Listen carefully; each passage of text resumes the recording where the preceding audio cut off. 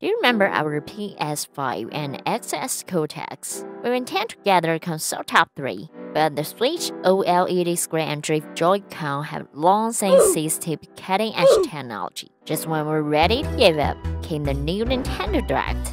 The successive announcements, more than 20 new games, aroused our interest in talking about Switch game port. In fact, in addition to console exclusivity, Switch has a lot of porting games. How do they make it? Is there any cool text? Let's take a look at how hard it is to port a game to Switch this time. We'll talk about the port from a more intuitive UI interface and frame that players care about. The most obvious difference between Switch in console mode and the PC is the screen size. This is our motion designer's monitor, 27 inches. It's playing Dungeon Rushers. In working hours, the UI display looks good. Another colleague is also playing games on Switch. The screen is only 6.7% of the computer screen.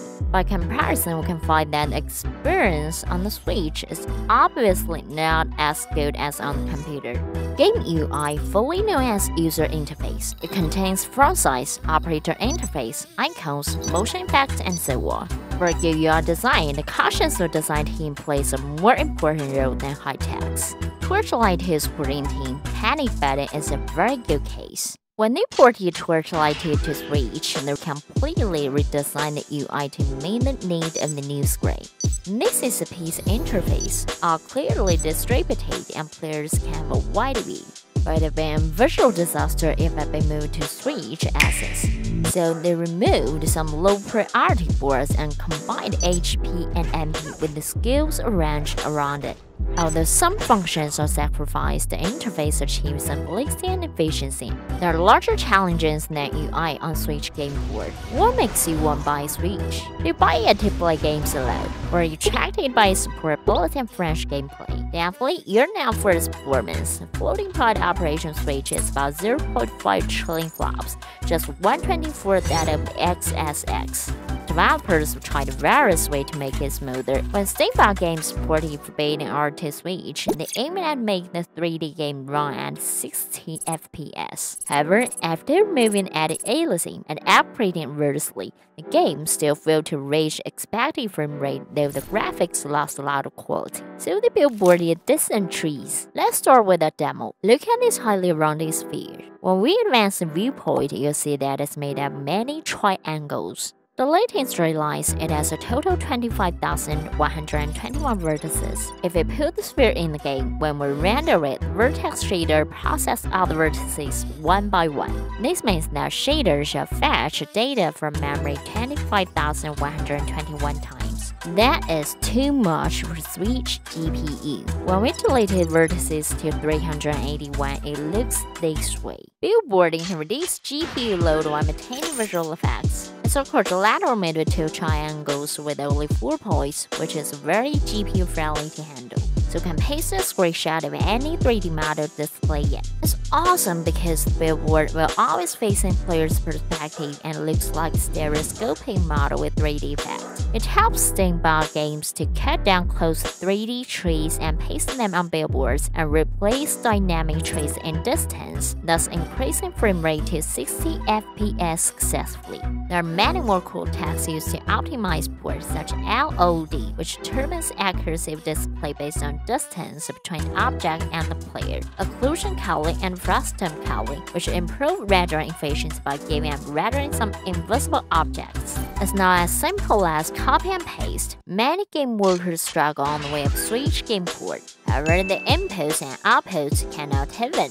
Switch veterans have to update the picture through their rich experience. The experienced players can only pin their hopes on the next generation of Switch hardware. Fortunately, this software technology may save Switch fans from fire. In March of this year, NVIDIA was hacked.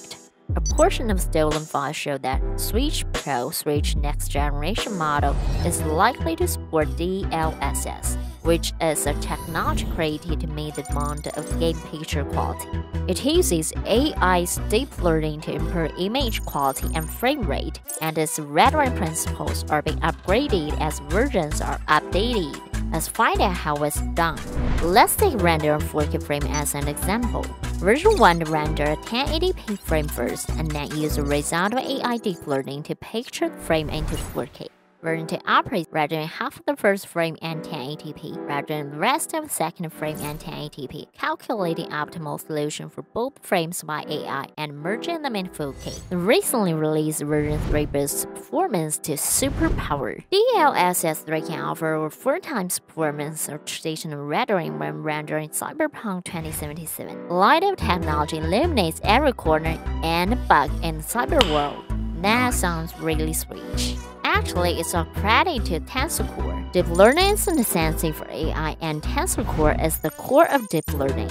TensorCore's powerful mixed precision helps AI accelerate dramatically while ensuring accuracy. How fast can it be? Let me show you with matrix multiplication operations. This is the training performance of Pascal. While TensorCore has 12 times higher training performance than it, the performance of the upgraded later generations of TensorCore is out of Pascal's imagination. If DLSS was Popeye Sailor, TensorCore was a Spanish. According to the latest news from NVIDIA, there have been 200 latest games and applications enable DLSS, and AI helps their performance upgrades. Will next generation Switch be equipped with DLSS? Will this technology allow Switch game graphics to be as good as other contemporaneous consoles? Or should Switch turn to AMD as soon as possible? Looking forward to your comments. 好玩吗？明天不用来上班了。没事儿。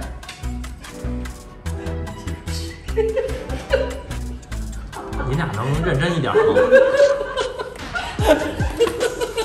？Thank you for watching. Please hit the like and subscribe button if you enjoy it.